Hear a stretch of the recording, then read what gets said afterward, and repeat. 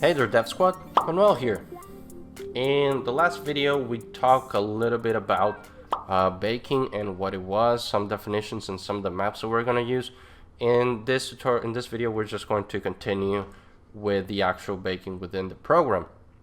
So again, as you can see, you can load your cage file here, but we're not going to do that because we want Substance to create a cage for us.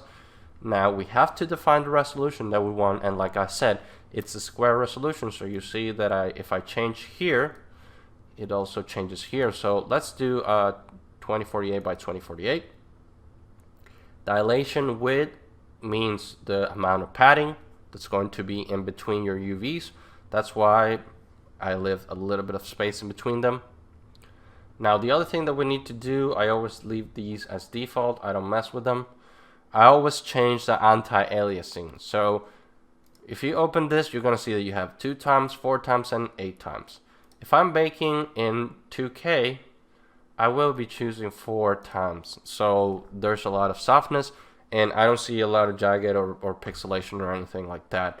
If I were to be baking things in 4K or 8K, pretty much will not be using anti-aliasing at all. If anything, I'll use 2 times 2. But usually if I go above 2K, which is 2048 by 2048, I'll not be using anti-aliasing. Alright, and here we need to select where our maps are going to go. So I'm going to uncheck normal map because we don't have a high poly. I'm going to uncheck ID. I'm going to leave ambient occlusion on because I want the program to bake in those crevices here. And I'm going to uncheck thickness. Thickness is something that is pretty much used for subsurface scattering, which is a very advanced concept, so we're not going to talk about that here.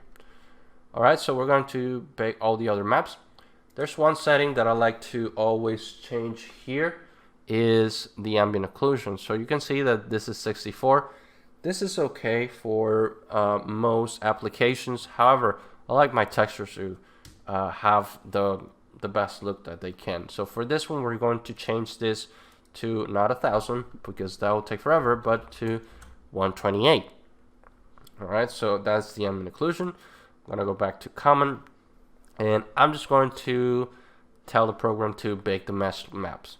This is going to take a while, so I'm going to pause the video here, and I'll be right back once these maps are baked. Okay, I'm back, and as you can see, all the maps that we selected are baked. We have the world space normal map, we have our ambient occlusion map, we have our curvature map, and we have position map. And as you can see, they all have different colors. Ambient occlusion, curvature are pretty much gray gradient. They don't have any coloring in there. So now we can get started with some painting. Now the first thing that I always do is use a fill layer. I rarely use a regular layer because these are good for painting, and I'm going to show you the reason why I use a fill layer as opposed to a regular layer. So if you were using a regular layer, just do bright red for example, and let's say I paint here, but let's say I change my mind and I no longer like that red, I want something a little bit darker. I would have to then erase this and then paint with the other color. Now if I trash that, this is a trash can, means delete the layer, and this is where you add your regular layers. If I were to add a fill layer, which is this bucket right here, then I have one single color for everything. So let's go back to that bright red. If this is bothering you, one of the things you could do is just turn it off. That's part of the new Substance Painter projection, so just turn that off. And going back to our fill layer, as you can see, we have one color here. But the beauty of this is, because I have one color, I can always change to whatever color I wanted over here without having to erase. But you may be wondering, hey, what if I don't want the lights to be red? What if I don't want other parts to be the same color? Well, we can take care of that with masks. We can just go here next to the magic wand. There's this icon that doesn't mean anything to me, honestly, but it has all the masks. So if you click it, you'll see that we have a white mask, A white mask means that it's going to leave everything showing except what you paint. So what you paint in black will be taken out. And add a black mask, which is usually what I do, is a mask that will pretty much take everything out. Whoops, that was a misclick. This mask pretty much will tell the program, hey, take out all that coloring except whatever I have painted in white. And that way, after I'm done painting, and let's say I'm not happy with the color, I want to go back to my bright red, I can just go back to my bright red, and I don't have to delete anything or erase or undo. This will make our lives a lot easier. Okay, I think we're ready to start painting a little bit here. So let's just do 3D only for now, and let's give our lamp a base color. So we're going to give it kind of like just those lamps that you see on the streets. They're usually black, but I have something against usually full black or full white into a 3D program, because we need the colors to react to light. So if you will use 100% black or 100% white, you're going to run into trouble because they're not going to react to light as well as other colors. So I suggest that you take that into account. Now, because this lamp is a little bit stylized, I'm actually going to add a little bit of a shade of blue. In order for us to add our color, first thing that I do is name the layer. So let's name base color. And because we just want color for now, I'm going to turn off every other button over here. And we're going to go into our color. So just click here on this bar, and you're going to get this color selection like you have in most programs, pretty much like Photoshop. And I'm going to go and select the blue. And if you didn't see anything, it's because the saturation is all the way down. Alright, now that I've selected the hue, let's darken this up with the value. I'm actually going to darken it around here. And again, what I meant by not going full black or full white means never do this one or this one. Okay, so let's just take it around here. So this isn't going to be 100% black, it's just a little bit blue. Just going to darken that a little bit more. Okay. Now the center pieces of our lamp are not going to be using these colors. Now let's add a white mask for this one. I usually use a black mask, but in this case it'll be easier because we only want to take out the color from the pieces of the lamp where we're going to have that illumination. We're going to choose, as you can see over here, we have a brush, we have an eraser, we have a clone tool, a night dropper, pretty much like Photoshop or any other painting program. But here we have this tool called Polygon Fill, and this will help us select our mask much easier. So we're going to do it by polygons. So you have triangles, polygons, elements, and UV shell. UV shell is pretty much anything that's separated around here. But for the case of this, I'm just going to use polygon. And I'm going to start selecting all the parts of the lamp that are going to have the emissive.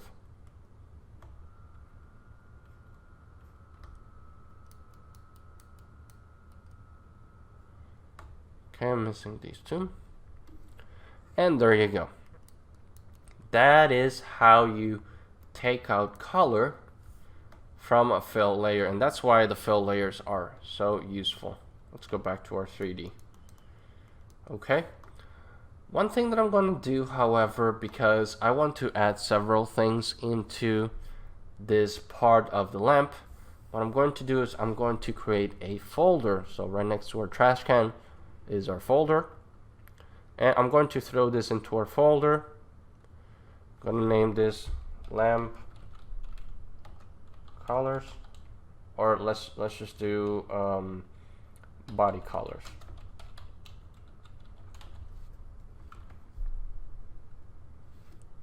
base color is fine for this one. And what we're going to do now is, instead of having our mask here, actually going to copy my mask.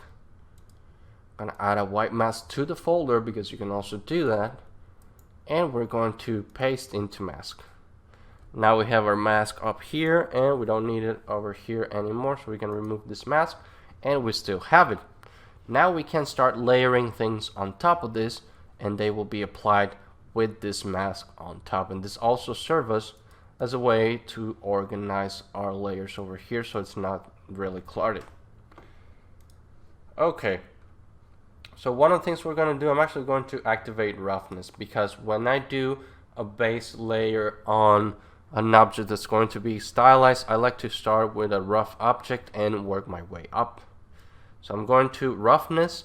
It works from 0 to 1. And the reason why it's called roughness is because when you have 0 roughness, you have a completely smooth object. But when you have a lot of roughness and you don't have a smooth object, ergo, light will not reflect as well, will not bounce, and there will not be any reflections. That being said, just like black and white colors, I never go 0 or 1. I always do values in between. So if I want an object completely rough, I'll take it all the way here without going to 100% 1 because of the Fresnel effect. And because every object, even the roughest objects in real life, can bounce light. So if we tell the program that this is super rough, then no light's going to bounce off it, and that's going to be a little bit awkward. So that's why I use values in between. Same thing with mirrors. So unless you're making an actual mirror, I would never use a roughness of 0 because again, it pretty much turns it into a mirror. Alright, so we have our base color over here. Another important feature, navigation feature, is if you hold shift and right click, you can change the direction of your HDRI, because the way we're having lights in this program is via an HDRI, and we haven't talked about this yet, so we can go into display settings. It's this little monitor with a gear in the middle, and you can change your environment map right here. Right now my environment opacity is 0. That's something that I have by default over there, but if you want to see how your HDRI looks, just increase the opacity over here, and you can decrease the environment blur to look at what you have on the background. However, I personally find this very distracting, so I like to just take the opacity to 0 so I don't have to see that. But here you have the main environment, so you can select whatever environments you want. These are all that come by default. You can add more later on, but these are the ones you can work with from the bare program, and I honestly don't think there's a need for an extra, because once you made your textures, it's just a matter of tweaking them in the engine of your liking. Now the other option that we have here is shadows, which I would not recommend, because the problem with shadows is they tend to change the colors around a little bit and they may confuse us in those small crevices. So I like to turn them off, and if I want to see my asset with shadows, I'll do that in the end. But while I'm building, I usually turn them off. I never touch any of these camera settings. This is mostly for rendering on iRay. So we're just going to stick with the default. Okay. Now that we have the base color, let's actually duplicate this layer. And let's change it to a little bit more desaturated color. So go here to saturation, and we're going to lower this. It's going to start turning gray. Now on this one, we're going to apply another mask, but at this time it's going to be a black mask. And on this black mask, we are going to add something from the magic wand called fill. Now this fill, what it does is it allows us to add one of these procedural maps. So instead of procedurals, I think I'm gonna use one of these grunges, concrete old. And just by the way, don't be guided by what the grunge name is.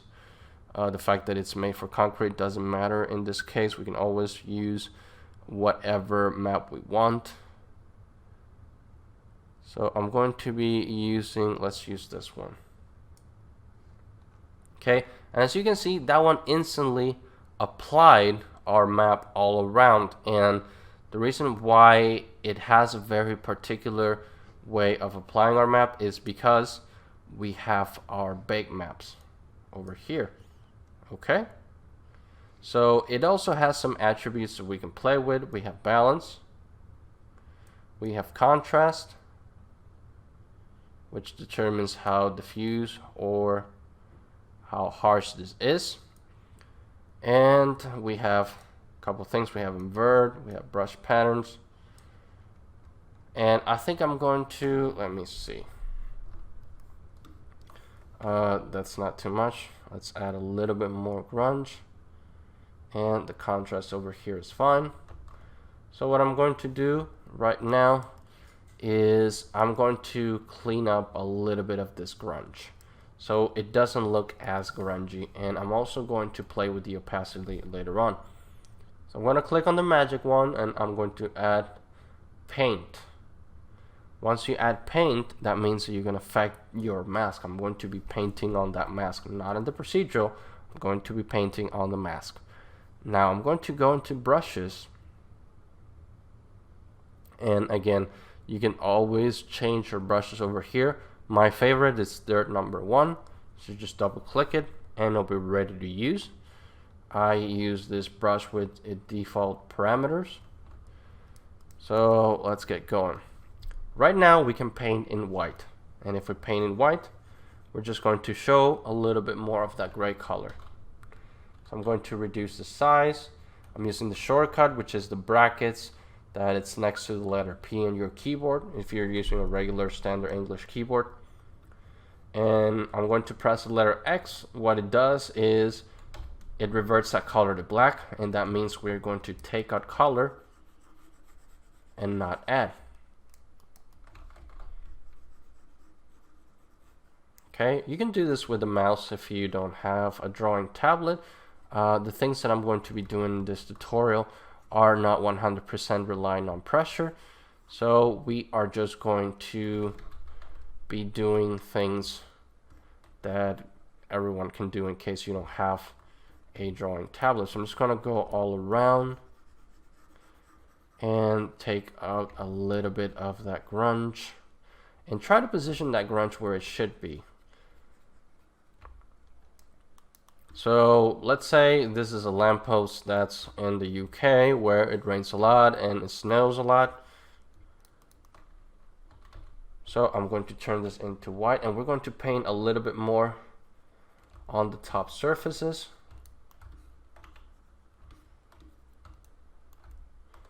And we're going to take out from the surfaces that where snow or rain will not accumulate. So it will accumulate a lot on these parts, but it will probably not be accumulating over here.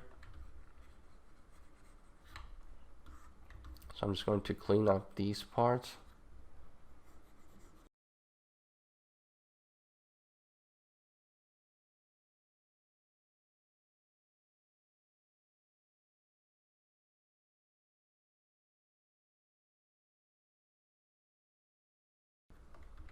And on the TP tops where snow and rain will be accumulating, I'm going to add the most,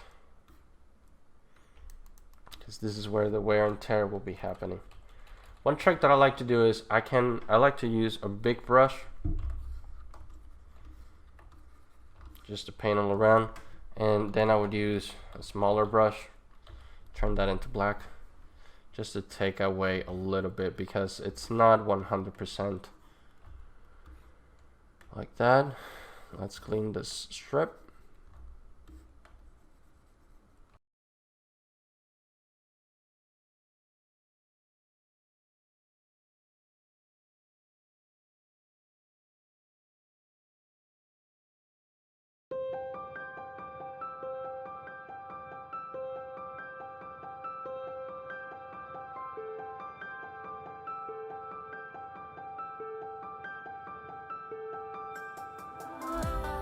This video was made possible by my supporters on Patreon. If you want more videos like this, check out my Patreon page using the link in the description.